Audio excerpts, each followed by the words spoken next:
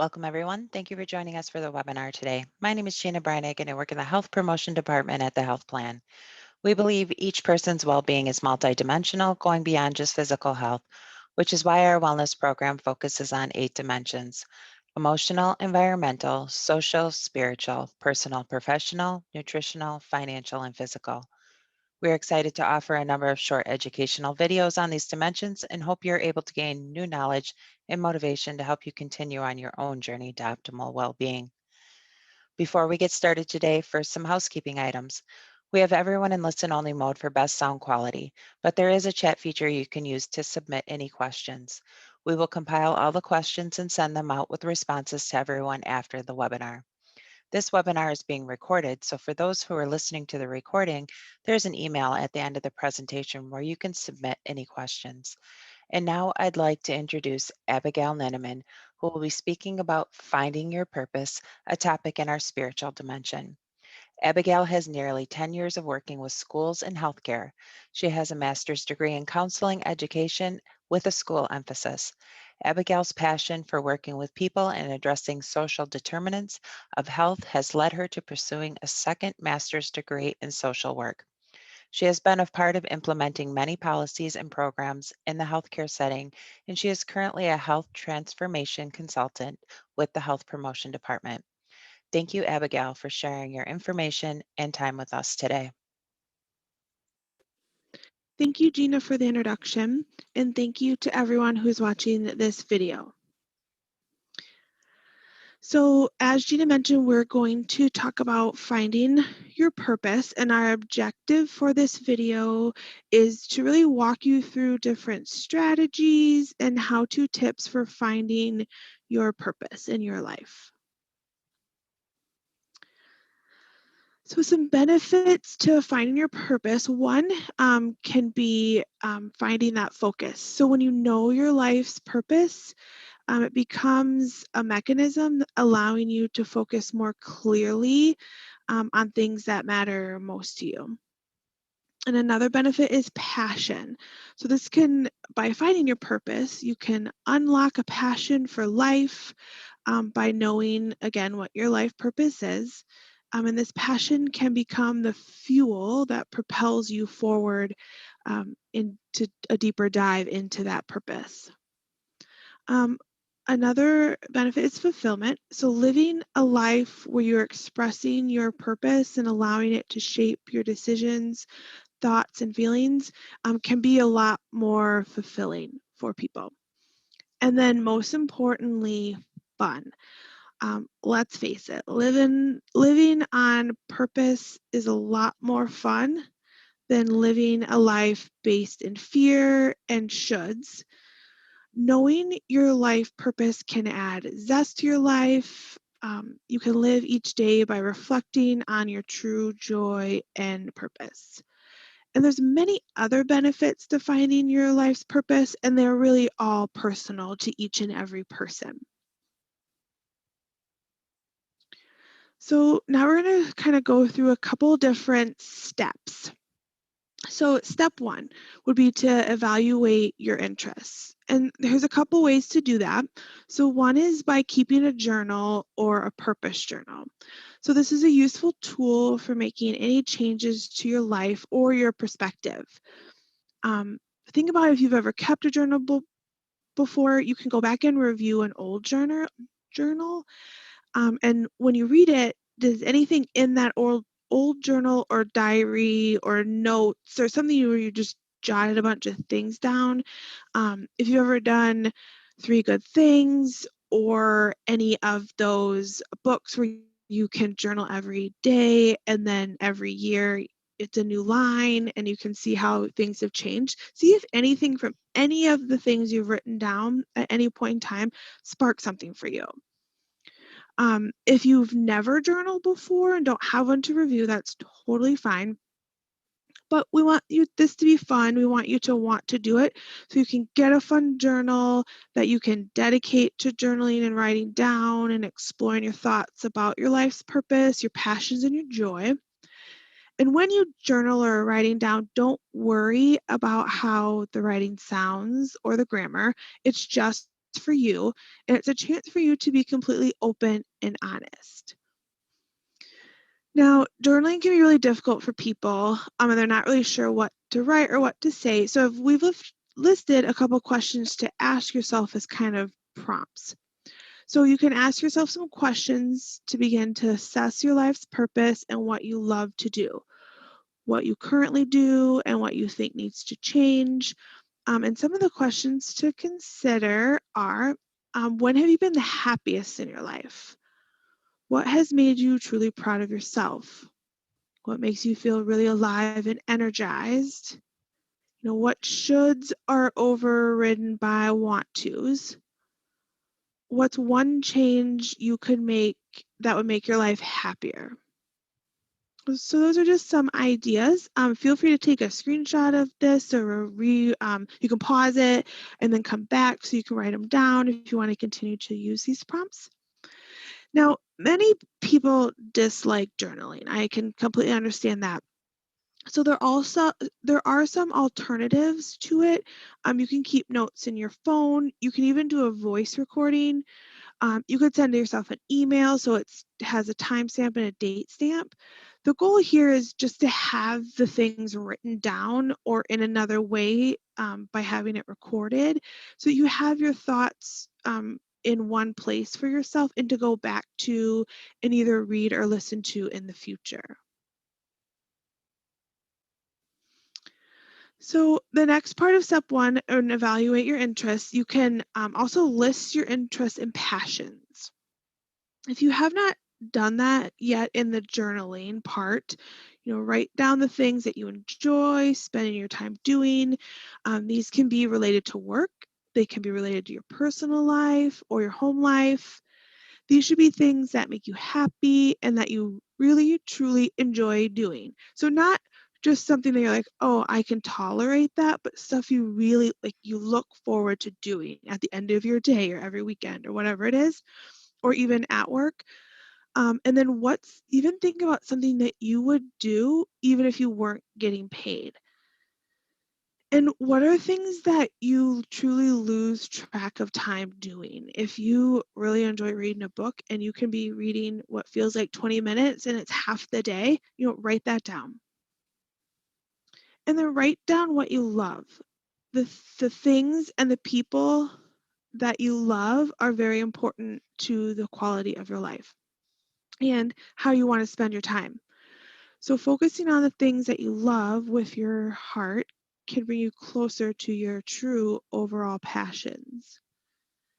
If your primary love is your family and spending quality time with them, it's unlikely that a life dominated by a career that takes you away from them would bring you that fulfillment that we mentioned earlier on in the benefits. So another way to evaluate your interest is to find joy. So this is similar to your interest and passion, but finding your joy can be a little bit more focused. So to find joy, think about what makes you feel blissfully happy. What makes your heart leap or jump out of your chest? Think about the time you laughed so hard your sides hurt, or you smiled so much that your cheeks were sore. Think about what type of play you most enjoyed as a child.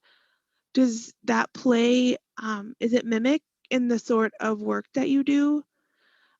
Does similar play from your childhood still bring you that joy?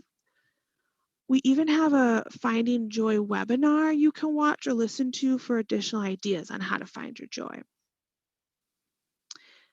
And then use backwards planning. So for this, you can sit again with your journal or your phone or however it is you want to document this, and imagine yourself at 90 years old. And at 90, you're looking backwards at your life. So you're completely content and you feel like you've lived a truly meaningful life. And then imagine what the specifics of that life are and then work backwards. What do you need to do by each decade in order to live that complete life? So if you see yourself at 90 surrounded by family and grandkids, that tells you that you want to have a family. Do you imagine that you are retired from a career of helping people? This can tell you that you might like a job helping people in the community. So by the time you are a certain age, do you want to have a job doing something where you're helping the community? So step 2, this is where you want to step outside yourself. So some ways to do that is to find people who inspire you. Think about people who you find truly inspiring. Does Brene Brown speak to you? Are there world leaders or people from your own life who inspire you? Why do these, and then think about why these specific people inspire you. Just determine specific actions or characteristics that they have that you'd like to incorporate into your life. You can keep this list again in that journal or in your notes that you started in step 1. And you're using this to really hone in on specific characteristics that you admire. You don't want to become that person. And another strategy is to leave your bubble. Leaving your personal bubble, or what we know as our comfort zone, means we can then have a broader view of the world and the people in it. With that kind of renowned realization of the rest of the world, you can really be more objective and see your place in that world and use that to evaluate your passions and purpose. Do you learn something new about the world, and does that spark joy within you? With that new awareness, decide how you want to choose to interact with people, and then how do you want other people to view you, and then work on being that person. And then you can ask friends what your strengths are. It can be hard for ourselves to really assess our own true self, so it can be helpful to ask for a second opinion. You can ask a close friend what you think your strengths are, and you might not even realize that some of your strengths that your friends might bring up are actions that even inspire others. The fourth one is stop thinking in absolutes. Many people think that their purpose, that career or interests, have to revolve around one thing. Sometimes our passions or our purpose are about balancing many interests that bring you fulfillment in different aspects of your life. The advantage of many multiple facets to your life's purpose is that if one area is not going 100% great or going that well, you don't have to feel completely off track. You can still feel like you're working towards happiness when you have kind of multiple things. And then set your purpose. After you have evaluated yourself and expanded your views outside of yourself, decide what you'd like your life's purpose to be. And it's okay if it changes in the future, but it's important and helpful to have a goal and direction, even if you alter it. Once you decide what that purpose is, write it down. So use the journal, email yourself, put it in your notes, and put it on a post-it. Post it somewhere that you can read it every day. Put it on your wallpaper on your phone. And this way you can remind yourself of what you want to live for and how you want to live your life. And then ask yourself each day if you've done things to work towards that life purpose. Having that reminder can help you think, like, am I working towards this purpose? So step 3 is acting on your purpose. So for this piece, you can write your personal mission statement. Another way to think about your life's purpose is to frame it into a mission statement. This can be more actionable or an active format. You can also review. We have a word of the month video to help with this as well. And it's another way, if you aren't really good at writing long mission statements, you can have a word that can be kind of that mission statement for your purpose. And another way to do this as well is to create a vision board. What do you want your life to look like? And you can post it by your computer or somewhere where you can see it every day.